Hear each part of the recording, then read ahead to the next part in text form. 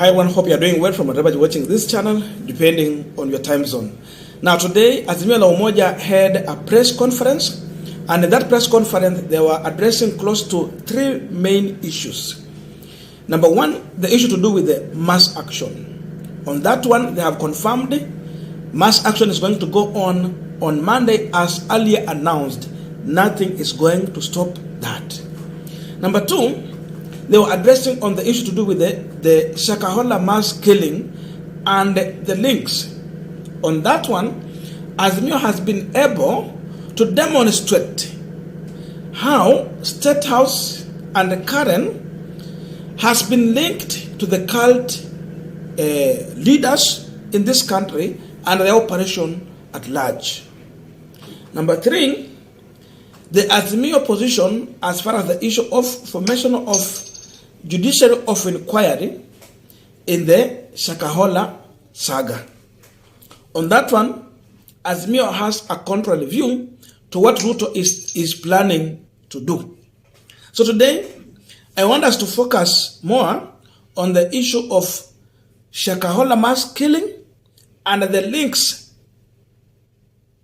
that Azimio has been able to demonstrate to tell the world and Kenyans at large that there is no difference between the state and the Shakahola. It's like they are one. And of course, Raila, in his own word, has been able to demonstrate that Shakahola started in 2015 in Karen. And that was able because that is the time the introduction of mandatory fasting started at government property. Because the official residence of the deputy president is a government institution, not private. So even the staff who are working there are paid by the state, not individual paying them. But someone introduced mandatory fasting. So in simple saying that the Shakahola in Karen was then transferred to Statehouse in Nairobi.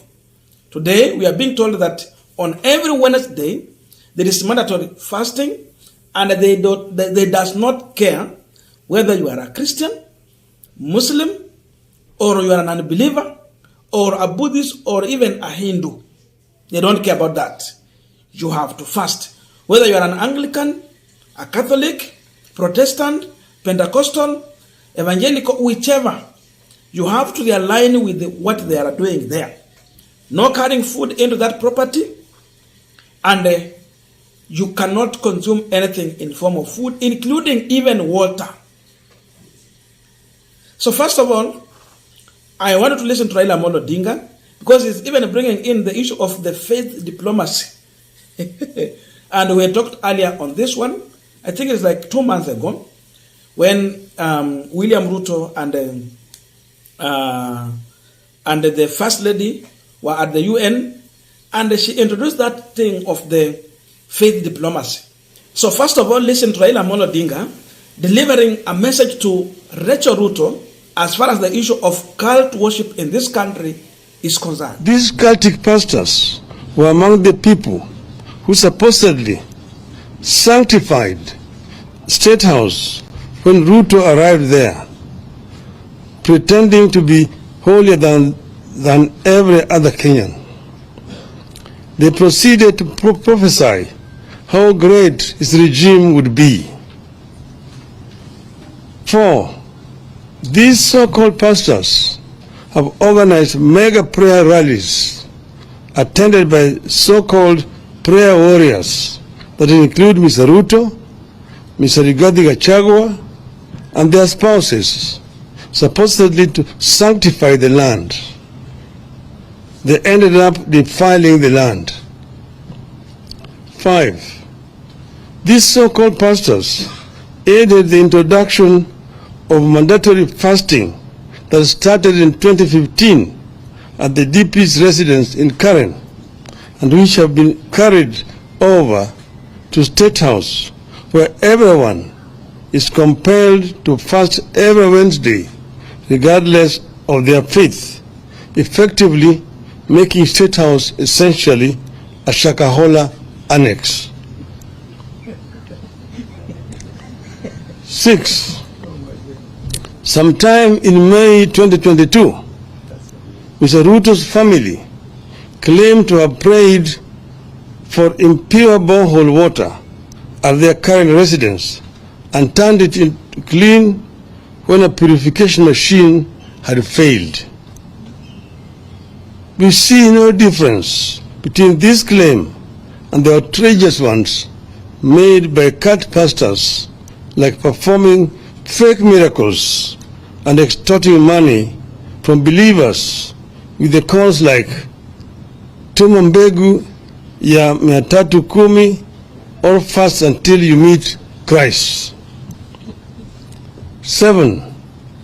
The cult leaders are behind the decision by Ruto to establish a faith diplomacy office where he has gone ahead to provide a list of 100 members to be recruited into Public Service Commission as intercessors, supposedly to pray for counties and the government. Nobody knows the identity, the qualifications of the so-called intercessors, how they were identified, and where they fit in a government where religion and state are separate entities. 8. Ruto is the leader of the cult movement disguised as Christianity in Kenya. Ruto, Gachagua, and their families must tell Kenyans when and how they knew these cult leaders and what they knew about them. 9. Ruto and Gachagua must tell Kenyans how much these so-called pastors contributed to their 2022 campaign. How many times have the so-called pastors accessed a Statehouse since the start of this regime? Now we are continuing the panel discussion, but just a quick request for those who are watching and you're not subscribed, please consider subscribing. The return subscribers, I must say thank you so much. And again, to all our viewers, please give this video a thumbs up. Thank you so much, and back to this discussion.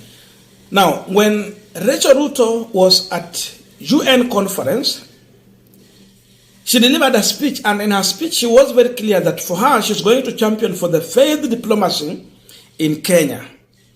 And that means that, according to her own word, that faith diplomacy was going to help families and livelihood in Kenya in terms of family values. I still remember, and that video we analyzed here some time back. So Raila is reminding them about differentiating the state and the church. You can't put them together, then you then anticipate to have a fair government. It will never happen. So that means after the issue of forming the office of faith diplomacy, that's when the matter to do with the 100 members who are recruited by Public Service Commission to be intercessors, praying for the government and the county government across the country started. Imagine. And this is what we had some preachers saying, that they need their share in William Ruto's government. Because Ruto during campaign, he had promised them that he is going to form government with the church. So he was going to form the government with them. And now we are seeing their position in that government. 100 intercessors paid, they were recruited, and now praying. But again, those 100 intercessors, they're telling us that we cannot even identify them. It has remained to be their own secret. Now it raises questions. Why? And how can you employ people to be intercessors praying for the state? How? So that one is coming through the office of the First Lady. She said it family values and restoration of peace in families. But then after that, we are seeing people who have been at Statehouse trying to pray for Statehouse, for cleansing, have been associated with the Shakahola mass killing. That alone makes Kenyans raise questions. So that is what this regime was championing for. These are the people that this regime was hiring. Because those are the people who are campaigning and praying for William Ruto during the campaign. So in simple, Raila is saying that Shakahola is in Statehouse. And indeed, we have seen Shakahola has been associated with the fasting, and it is dry fasting. You starve to death, you go to heaven. In Statehouse, every Wednesday, there is fasting, it is dry fasting, and they don't care, it is mandatory. For Shakahola, this is an individual doing his own thing. The worst for the government is that it is happening in government office, where someone is stamping his own authority and belief, forcing other people to follow her belief and faith. Something that should not happen in this century. So if anyone wants to do probing on this matter, then they have to understand the root is in Statehouse. That is where it is starting from before it spread across. That is the position of Azimio la Umoja. That's why you see Raila has been able to call it Shakahola at Statehouse Annex. So we have two Shakaholas. The one at Statehouse Annex and the other one in Kilifi. So, and that's what people have been saying, that we have some people who are going to carry this burden because they want to look for a scapegoat. These are the people who sanctified Statehouse. And if there are so, then it was a cult pastors sanctifying the Statehouse before Ruto occupied. So it means Statehouse has been established there, the current regime, on grounds of cult altar. And that might be then one of the reasons why we are having problem in this country. So Raila is telling us that we have cult altar in Statehouse,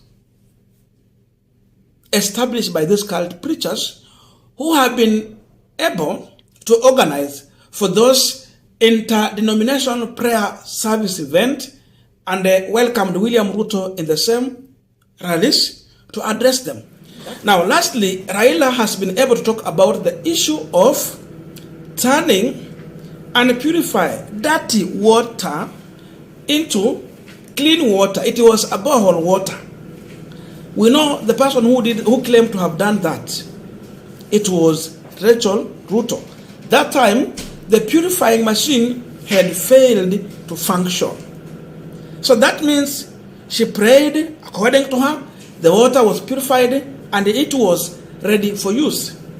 Tofauti ya mtu kama huyo na yule pastor mwenye anaambia watu wasitumie dawa, waamini tu kwa maombi, awaombe na watapona, iko wapi? There is no difference here. It is same. So, if you're talking about probing these individuals, according to Azimio, it must start in Statehouse. We are saying that Mackenzie man should be probed. We need justice for everyone. But again, someone is just saying also that there's another person in Statehouse who should be probed again. Before you go for any other individual, start with Mackenzie, follow with Statehouse, and let others follow. I don't know your views, but let us meet in the comment section for continuation of this conversation. Thank you and see you in our next video.